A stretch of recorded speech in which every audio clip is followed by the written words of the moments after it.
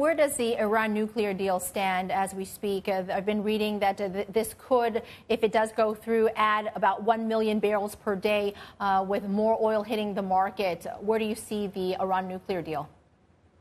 So I think we've edged a little bit closer to the possibility of a deal. Both parties have shown an openness. Ultimately, I think right now it kind of sits in the court of the White House and Washington, whereas maybe that wasn't true 2 or 3 weeks ago. It was more we were kind of waiting to see what the Iranians were going to do.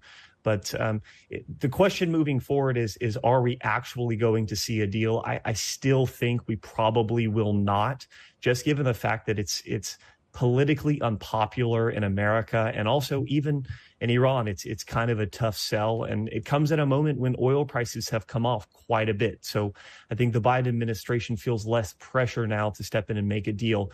Keep in mind that if we do see an agreement, we would likely see 800 KBD in additional volumes come into the market within the next 3 or 4 months, and an additional 300 KBD on top of that by early next year. And so an Iran deal would represent an additional 1.1, maybe 1.2 million barrels per day in crude exports, production and exports.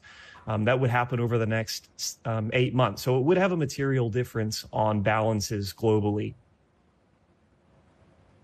What about the contribution from China or the demand coming from China? We're looking at weakness at the economy. Do you think those concerns are blown out of proportion?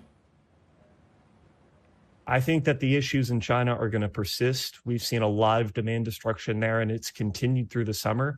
We've seen a slight uptick in refinery runs relative to, say, April and May, when COVID lockdowns were really quite serious. But I think in general, Chinese product demand is going to remain very weak this year, and that's going to persist through the end of the year. OPEC Plus had oil demand coming back to around 100 million barrels per day by the end of the year, largely driven on Chinese demand strength.